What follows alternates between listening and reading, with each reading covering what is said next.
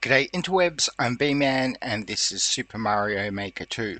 Remember to hit subscribe, and there is a playlist on my channel in the didgeridoo under the video and in the cards if you want to catch up on the previous parts in the playthrough. We are going to do Yamamura's Dojo, which is the tutorial facility in the game wherein you are taught level design by a Nintendo sponsored pigeon. The pigeon sensei Yamamura and his tester slash assistant Nina, the human.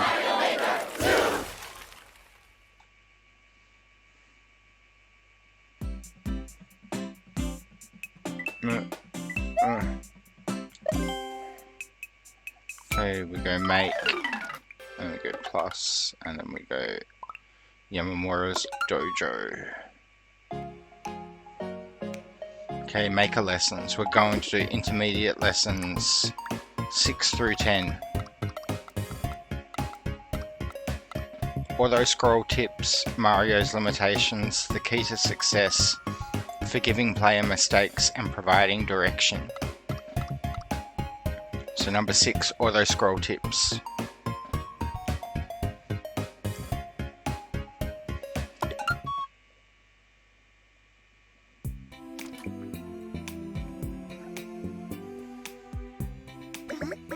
Nina says, tell the good people about auto-scroll, Mr. Y.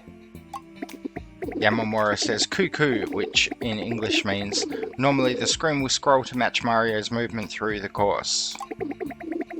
But if you turn on auto-scroll, the screen scrolls automatically regardless of Mario's movement.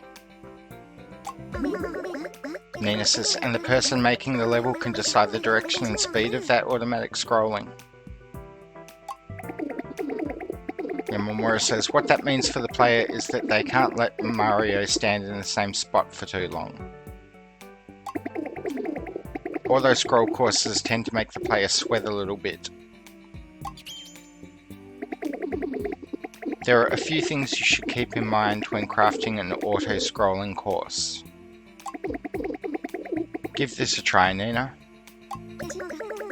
Nina says, here goes nothing.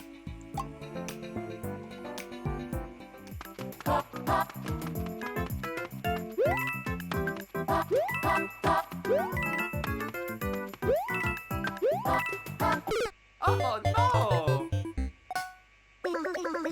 Nina says, gah, I got sucker punched by that Goomba on the right side of the screen.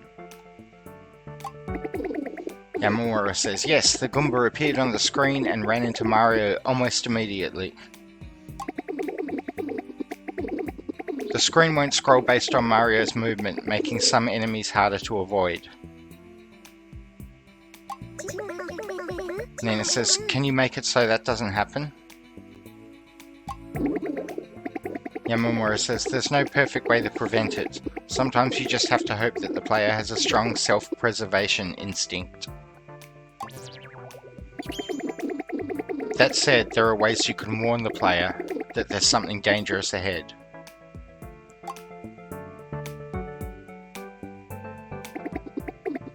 First, you can adjust the terrain.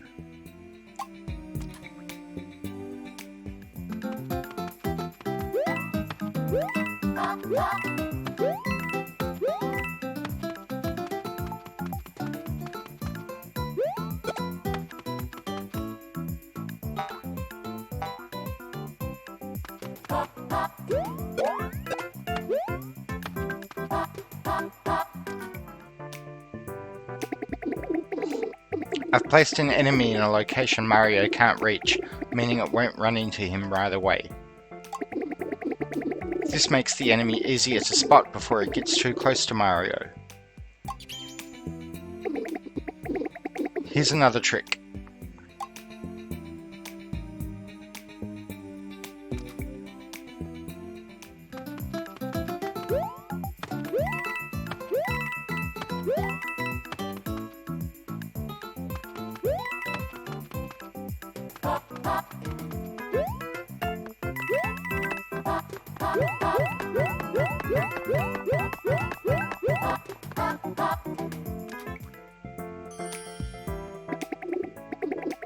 If you see coins about to slip off the screen in an auto-scroller, you want to run and grab them, right?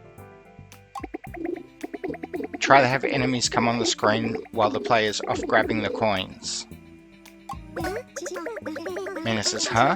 Were there enemies or not? I was blinded and transfixed by the coins. Yamamura says, such simple creatures.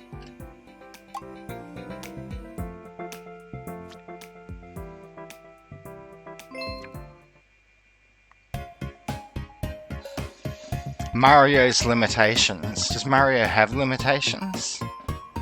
Let's see.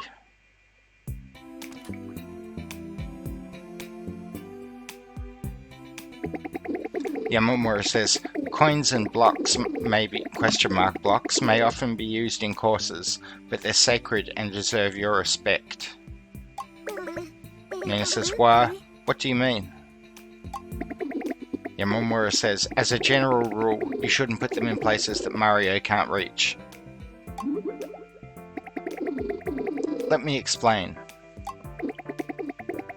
If you were to go after the 4 coins, you'd fall into the hole. But as we've discovered, most humans will go after them anyway.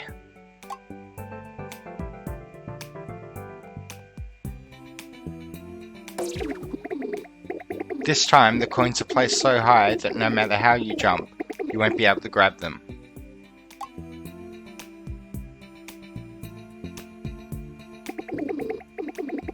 There's a question mark block here, but it's surrounded by ground so you can't hit it.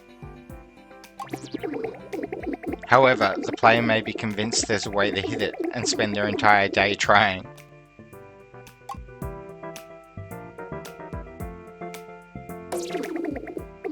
In this case, the question mark block is unreachable no matter how high you jump. Nina says, okay, I've seen enough. What kind of person puts coins and blocks in places Mario can't get to? Yamamura says, a person with no moral compass, that's who. So if the player can collect the coins or hit the question mark blocks through other means, it's okay if Mario can't reach them. Nina says, I solemnly swear to never abuse coins and question mark blocks ever again. I'll always put them where Mario can get them.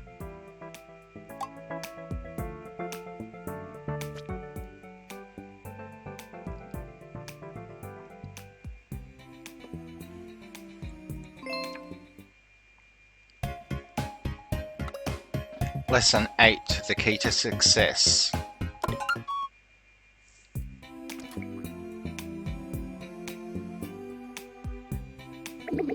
Yamamura says, there are a few things you should be aware of when it comes to placing keys. Let's get right into it.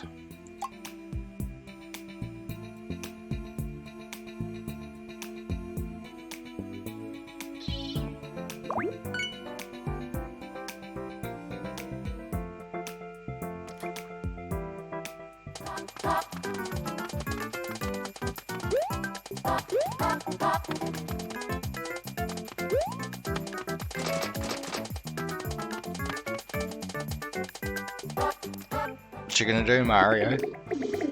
Yamamura says the Goomba was holding the key, so Nina needed to defeat the Goomba to get it. But before Nina could stomp on the Goomba, it got stuck under a grinder, making it unstompable.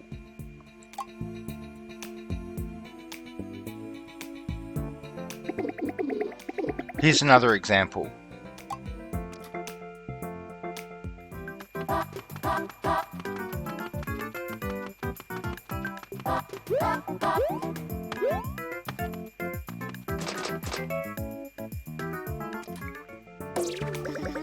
No, I jumped up on the semi-solid platform before getting the key, which doomed me for all eternity, exclaimed Nina.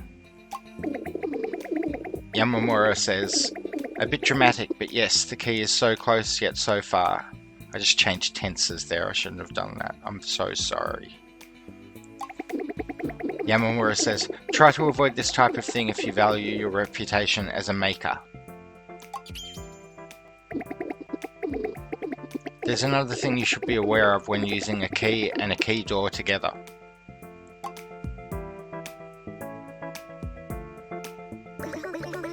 Nina says, you should always make sure there are enough keys to open all the key doors. Yamamura says, that's right. I've placed one key and two key doors, one that leads to coins and another that leads to the goal. If you would, Nina. Kate.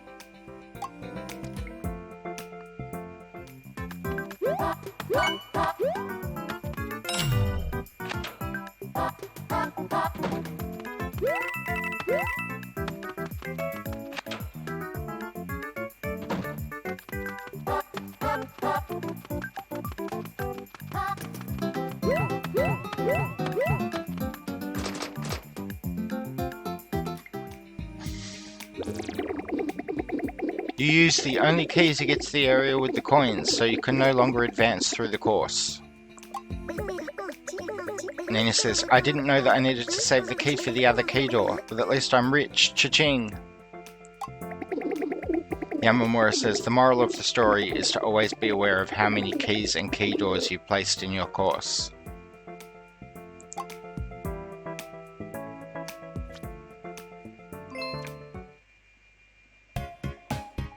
Okay. Lesson 9, Forgiving Player Mistakes.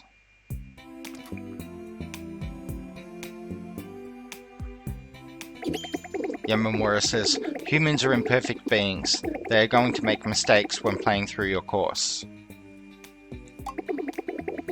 When they make mistakes, it's your duty as a maker to give them a second chance. Here I've created a way forward by placing a P-switch that allows the player to change coins into blocks. Try playing this, Nina. Nina says, yeah, Nina's got it.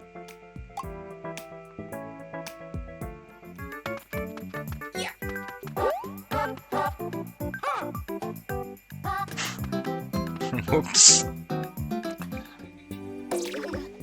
I threw the P-switch into a bottomless pit.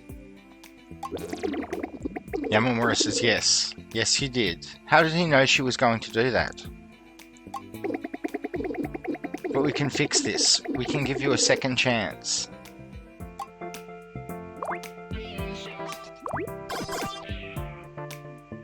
Oh.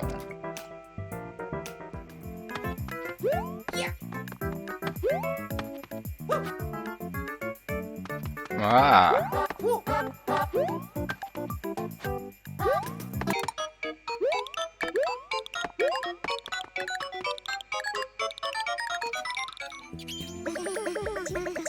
You made it so the pipe kept spitting out switches. I can throw them in the pit forever. I'm a bit upset because I'm never going to remember this by the time I need it, by the time I use a P-switch. Because I'm still stuck on my first level after like 2 or 3 weeks of this game being out.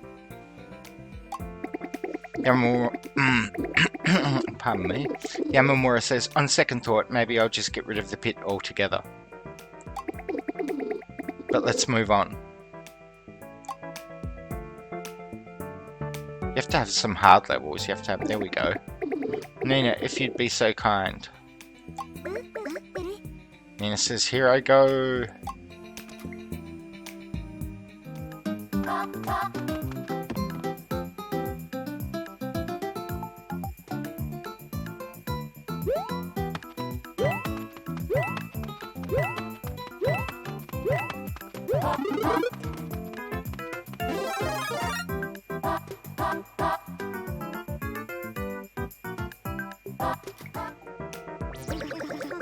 I was taking my sweet time with the question mark blocks and the flimsy lift left without me. Yamamura says, like before, I'll make some changes so you're not left stranded.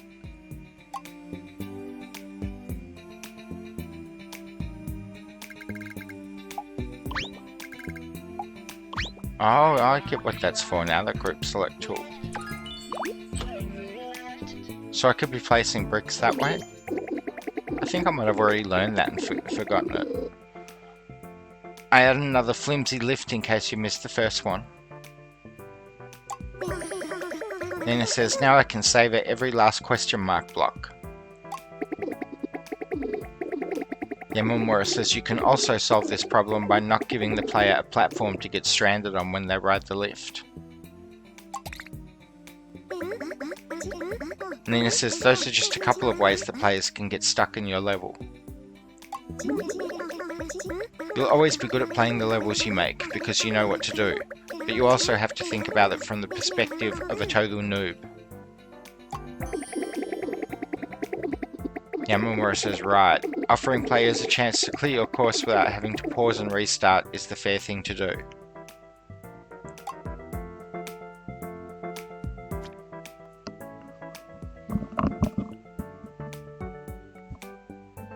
I agree with all of this if the player's at the early end of the learning curve, but once the game gets more advanced, I mean, as long as you're not sticking them in a pit where they can't kill them, where they can't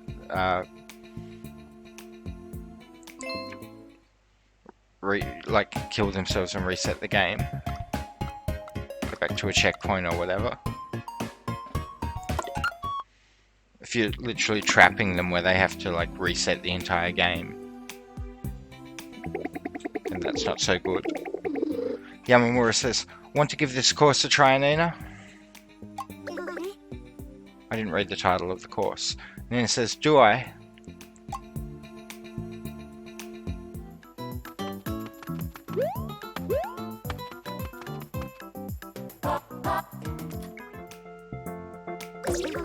And then it says, cool level, dude. Yamamura says, it's a course, not a level. And why did you stop playing? There's a platform ahead of you.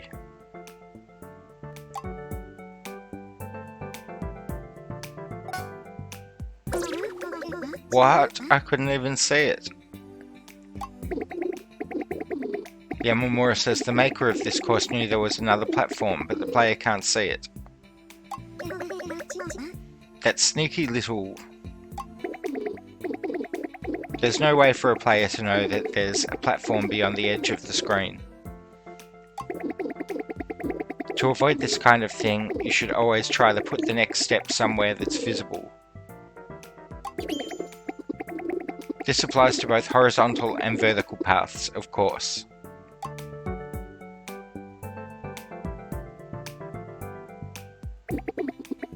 Nina, if you would be so kind. Fine.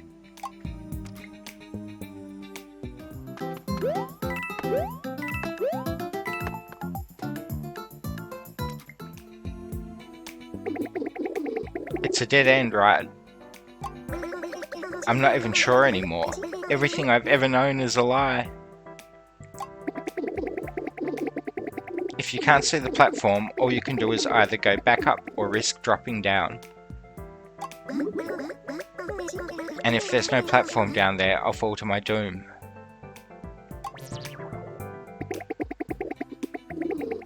That's why you should always give the player a hint about where they should go. It's the fair thing to do.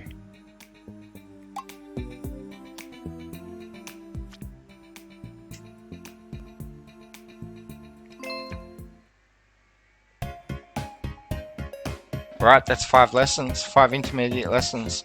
So I guess the next time I do lessons, I'll do the final 5 intermediate lessons, and I'll be intermediate class course maker certified by Yamamura the pigeon. So I hope you enjoyed my video. If you haven't subscribed yet, then why not? The subscribe button is probably down there. Yeah, also check out my channel. I've got other videos of other games.